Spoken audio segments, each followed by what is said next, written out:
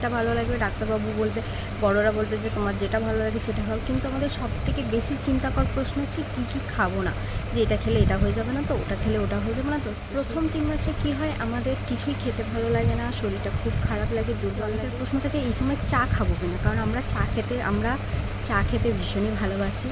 তো হ্যালো বন্ধুরা, কেমন আছো তোমরা সবাই? আশা করি ভালো আছো, সুস্থ আছো এবং সাবধানে আছো। আমরাও বেশ ভালো আছি। তো আজ চলে এসেছি নতুন আরও একটা ব্লগ ভিডিও নিয়ে। তো আজকের ভিডিওটা হচ্ছে সাথে কিছু কথা বলবো। হচ্ছে প্রেগনেন্সিতে আমাদের সবার মনে একটা খাওয়া দাওয়া নিয়ে খুবই একটা গুরুত্বপূর্ণ প্রশ্ন থাকে, যেটা আমার বেলাতে খুব হয়েছিল। আমি যদি একটা খাবার খেতাম তো আমাকে বারবার ভাবনা চিন্তা করতে যে এই খাবারটা খাবো, এটা ভালো না খারাপ, আদৌ এটা আমার জন্য ঠিক তো। তো এরকম মনে প্রশ্ন যায়। আমি মনে করি যে এরকমটা শুধু আমার সাথে নয়, সবার মনেই এরকম একটা প্রশ্ন থাকে যে কি খাবো আর কি খাবো না। তো আজকের বিষয়টা আমার সেই নিয়ে, যে আজকে আমি সেটাই তোমাদের সাথে শেয়ার করবো যে প্রথম 3 মাসে আমার সাথে কী কী হয়েছে, বা আমাকে কোনগুলো ডক্টর খেতে বলেছে বা কেন খেতে বলেছে, আর কোনগুলো খেতে বারণ করেছে বা কেন বারণ করেছে। তো সেইগুলোই আমি তোমাদের সাথে আজকে শেয়ার করব। তো চলো তো বলা যাক। প্রথমেই বলি যে কথাটা, যে একজন গর্ভবতী মা যখন 3 মাসে পর প্রথম যে 3 মাসটা সে সময়টা পার করে, তো সেই সময়টা তার প্রচণ্ড পরিমাণে বমি হয়, মাথা ঘোরে বা শরীর খুবই অসুস্থ থাকে। তো সেই 3 মাস সে কিছুই ভালোভাবে খেতে পারে না। প্রথম 3 মাসে আমাদের মনে হয়, সবাই বলে যে তোমার যেটা ভালো লাগে তুমি সেটাই খাও। তো বাড়ির লোকেরও এই কথা বলে, ডাক্তাররাও বলে যেটা তোমার ভালো লাগে তুমি খাও, কিন্তু যদি ভালো না লাগে তাহলে জোর করে খেও না। তো ডক্টর সেটাই বলে যে যদি তোমার মনে হচ্ছে যে আমার খেতে ভালো লাগছে না বা বারবার খাওয়ার খেয়ে বমি হয়ে যাচ্ছে, তো সেক্ষেত্রে না খাওয়াই ভালো। সেক্ষেত্রে তুমি অল্প অল্প করে বারবার খাও, বা একবারে অনেকটা খেয়ে নেবে না, আর অনেকটা গ্যাপ দিয়ে খাবে না। অনেক দেখা গেল অনেকক্ষণ পর খাচ্ছ, অনেকটা খেয়ে ফেলছো, এরকমটা না, অল্প অল্প করে বারবার খাবে। আর এই সময় বাড়ির বড়রা বলে যে খাও, এই সময় খাওয়াটা ভালো, এই সময় বাচ্চার ক্ষতি হবে না খেলে। এটা একদমই চাপ দেওয়া হয়। তো এই চাপগুলোটা এই সময় দেওয়াটা একদমই ভালো নয়। এই সময় মায়ের শরীর খুবই খারাপ থাকে, আর এই সময় যদি মা জোর করে চেপে চেপে খায় আর বারবার বমি করে, তাহলে এতে বাচ্চার ক্ষতি হয়। তো সেক্ষেত্রে তোমরা অল্প অল্প করে বারবার খাবে, অনেকটা গ্যাপ দিয়ে খাবে না, আবার অনেকক্ষণ পরে খাচ্ছ বলে অনেকটা খেয়ে ফেলবে না।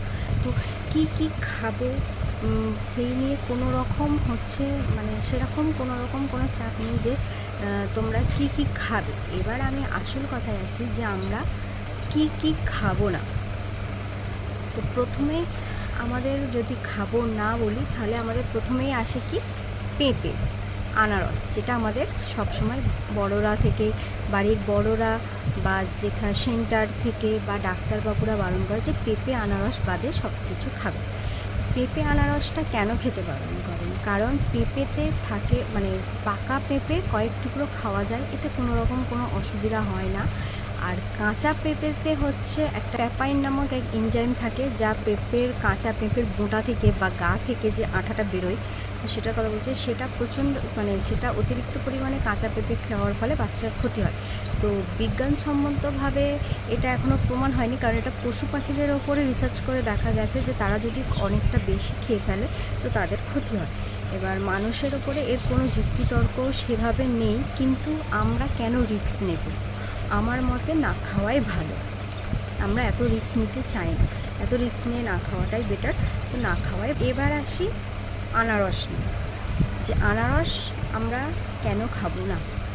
তো আনারস আমরা কেন খাবো না বলতে, কেউ যদি 2 টুকরো খায় বা কারোর 1 টুকরোতেও আছে, যদি সেটা খায় তাহলে একটা চুলকানি, আমাদের জিভ একটা চিনচিন করে, চুলকানি হয়, আর মানে মানে খুবই একটা অসহ্য ব্যাপার হয়ে থাকে। আবার অনেকের হয়ে থাকে যে 1-2 টুকরোতে হয় না, হয়তো অনেকগুলো 5-7টা টুকরো খেয়ে নিলে হয়। আবার অনেকে দেখা যাচ্ছে আনারসে অ্যালার্জি আছে। তো এক্ষেত্রে আনারসটা না খাওয়াটাই ভালো। আমার মনে হয় যে এত রিস্ক নিয়ে না খাওয়াটাই ভালো।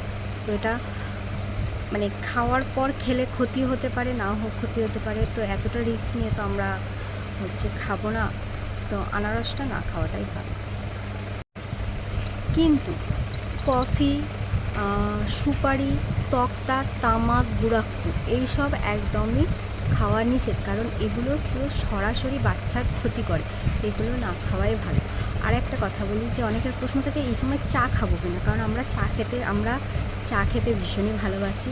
তো সেক্ষেত্রে বলি চায়ের কথাটা যদি বলি, তো তুমি সারাদিনে একবার অল্প একটু চায়ের পাতাটা বেশি দিও না, কারণ ক্যাফিনযুক্ত খাবার এই সময় একদমই ভালো না।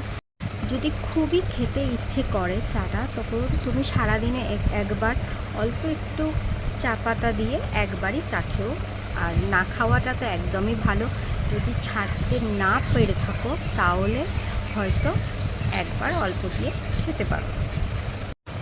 তো এবারে আসি দুধ, যেটা আমাদের গর্ভবতী মায়েদের খাওয়া খুবই উপকারী যে দুধ জিনিসটা। তো অনেকের কি হয় দুধটা খেতে পারে না, দুধের গন্ধটা খেতে পারে না বা দুধটা খেতে পারে না। তো সেক্ষেত্রে অনেকে কী করে, ওর মধ্যে কেশর ভিজিয়ে দুধটা খায়।